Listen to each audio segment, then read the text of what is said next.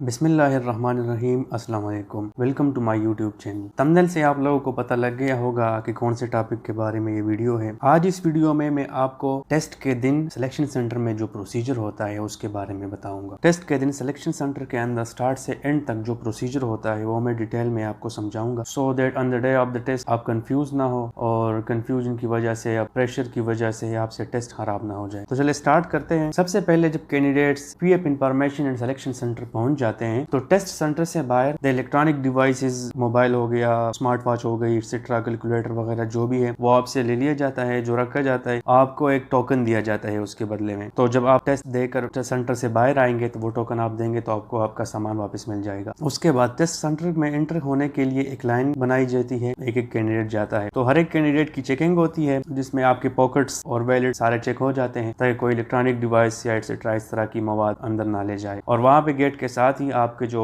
NIC है, smart card और registration slip, ये दोनों चेक किए जाते हैं। यह चेक होने के बाद आप सेंटर में एंटर हो जाते हैं। एंटर होने के बाद सेंटर के गेट के साथ ही एक ऑफिस बना हुआ होता है। उसी ऑफिस में कैंडिडेट्स के NIC और रजिस्ट्रेशन स्लिप और फादर एंड मदर जो NIC फोटोकॉपीज होती है टेस्टेड, वो चेक किए जाते हैं। ये चीजें चेक होने के बाद कैंडिडेट्स लाइन में वेटिंग एरिया में जाते हैं। वेटिंग एरिया में ऐसा हॉल बना हुआ होता है जहाँ पे डॉक्यूमेंट्स की चेकिंग होती है। चूंकि टेस्ट के दौरान कैंडिडेट्स ज्यादा होते हैं, वेटिंग करते हैं, हॉल बड़ा होता है, कैंडिडेट्स लाइंस में बैठे हुए होते हैं सीट्स पर। जिसका नंबर आता है वो टेबल के पास जाता है और उसके डॉक्यूमेंट्स की चेकिंग होती है। डॉक्यूमेंट्स मैंने पिछली वीडियो में आपको बताया था, अगर किसी ने नहीं देखी तो वो वीडियो देख ले, लिंक आपको डिस्क्रिप्शन में मिल जाएगा। उसमें इनिशियल टेस्ट के सारे रूल्स, रेगुलेशन और प्रोसीजर मैंने समझा दिया है। डॉक्यूमेंट्स चेकिंग में NIC, all educational document, domicile, ये सारी चीजें चेक की जाती है। और ये चेक होने के बाद आपके जो एजुकेशन डॉक्यूमेंट्स है, DMC सर्टिफिकेट ओरिजिनल, उसके बैक साइड पे PF का स्टैंप लग जाता है कि ये कैंडिडेट इस कोर्स में अपेयर हुआ था। जिन कैंडिडेट्स की ये चेकिंग हो जाती है उसके बाद उनको भेज दिया जाता है। एक दूसरा ऑफिस होता है, वहाँ पे उनकी पिक्चर बनाई जाती है। जैसा कि रश ज्यादा होता है तो वहाँ पे भी लाइन में खड़ा होना पड़ता है। जिस कैंडिडेट का नंबर आता है वो कैमरे के सामने जाता है, वहाँ पे अपने डिटेल बता देता है उस बंदे को, name, father name, course number, address, ये सारा कुछ आप वहाँ पे बता देते हैं। वो सिस्टम में एंटर करते हैं और आपका पिक्चर बना लेते हैं। जो करंट आप वहाँ पे होते हैं तो वो पिक्चर और जो स्लिप पे आपने लगानी है वो फिर कंपेयर किया जाता है। तो दैट्स व्हाई ये पिक्चर ली जाती है। उसके बाद आपको टेस्टिंग हॉल में भेज दिया जाता है। टेस्टिंग हॉल में कंप्यूटर्स लगे हुए होते हैं, कहीं पे लैपटॉप्स होते हैं तो कहीं पे कंप्यूटर्स होते हैं। वहाँ पे सीट्स लगे होते हैं और इंतहाई खामोशी होती है वहाँ पे। जैसे टेस्टिंग हॉल के बाहर तो बहुत शोर होता है, कैंडिडेट्स भी ज्यादा होते हैं, लेकिन टेस्टिंग हॉल के अंदर बहुत ज्यादा खामोशी होती है। जैसे आप अंदर चले जाते हैं आपको बता दिया जाता है फलान नंबर सीट खाली है, आप वहाँ बैठ जाए। अगर सीट नहीं है खाली तो आप फिर वेट करेंगे, आपको बता दिया जाता है कि आप वेट करें, हम आपको बुलाते हैं। जैसे सीट खाली हो जाते हैं तो आपको बुला के सीट पर बैठा दिया जाता है। बाकी आपका फिर अपना काम है टेस्ट स्टार्ट करना। अगर कोई मसला हो वहाँ पे जिन एयरफोर्स के बंदों की ड्यूटी होती है टेस्टिंग हॉल में तो आप उनसे बिल्कुल पूछ सकते हैं, वो आपको गाइड कर लेते हैं। टेस्ट इस तरह का होता है कि सिस्टम के स्क्रीन पर उन्होंने एक विंडो ओपन की होती है जिसमें आप अपना रजिस्ट्रेशन नंबर और CNIC नंबर ये पुट करते हैं और इंटर करने के बाद आपका टेस्ट, आपका सारा डिटेल आ जाएगा। जो डिटेल आपने रजिस्ट्रेशन के दौरान पुट की हुई थी ऑनलाइन अप्लाई में, वो सारा आ जाएगा। आप उसको चेक करेंगे, नेक्स्ट पे क्लिक करेंगे तो दूसरा पेज आएगा जहाँ पर लिखा होता है कि इंटेलिजेंस का टेस्ट अभी स्टार्ट होने वाला है। जैसे ही आप स्टार्ट बटन पे क्लिक करेंगे तो आपके इंटेलिजेंस का टेस्ट स्टार्ट हो जाता है। ये टेस्ट कंप्लीट होने के बाद आप फिनिश पे क्लिक कर लेते हैं तो दूसरा पेज खुल जाता है। वहाँ पे आपको लिखा हुआ होता है कि इसके बाद आपके फिजिक्स का टेस्ट स्टार्ट होगा। सेम वहीं पर भी अगर आप स्टार्ट बटन पे क्लिक करेंगे तो फिजिक्स का टेस्ट स्टार्ट हो जाता है। वो फिनिश करने के बाद अगला पेज खुल जाता है, उस पर इंग्लिश टेस्ट के बारे में डिटेल होती है। स्टार्ट बटन पे आप क्लिक कर लेते हैं तो अगला इंग्लिश का टेस्ट स्टार्ट हो जाता है और उसको आप फिनिश करने के बाद जब फिनिश बटन पे क्लिक करेंगे तो आपका रिजल्ट सामने आ जाता है कंप्यूटर पे, जिसमें तीनों टेस्ट के अलग अलग डिटेल होते हैं। इंटेलिजेंस टेस्ट, पास या fail, physics test and English test, इसका अलग अलग डिटेल उन्होंने लिखा होता है, पास या फेल। और इससे पहले भी जब एक टेस्ट आप कंप्लीट कर लेते हैं, फिनिश पे क्लिक कर लेते हैं तो वहां पर भी आपको आ जाता है कि congratulations, you have pass the test या बेटर लक नेक्स्ट टाइम। अगर किसी कैंडिडेट का एक टेस्ट फेल हो जाता है, फॉर एग्जांपल एक बंदे का इंटेलिजेंस टेस्ट फेल हो गया तो उसको आगे नहीं अलाउ करते, वहीं पर उसका टेस्ट खत्म हो जाता है। अगर किसी के फिजिक्स का टेस्ट फेल हो गया तो वहीं पर उसका टेस्ट खत्म हो जाता है। एक टेस्ट आप क्लियर कर लेते हैं तो नेक्स्ट टेस्ट में आपको भेज दिया जाता है। ये तो होगी टेस्ट की बात है। जब आप टेस्ट कर लेते हैं, तीनों टेस्ट पास हो जाते हैं, उसके बाद टेस्टिंग हॉल से आप निकल जाते हैं और आपको बता देते हैं कि टेस्टिंग हॉल के साथ ही एक दूसरा हॉल होता है, आप वहां पर चले जाए। वहां पर आपको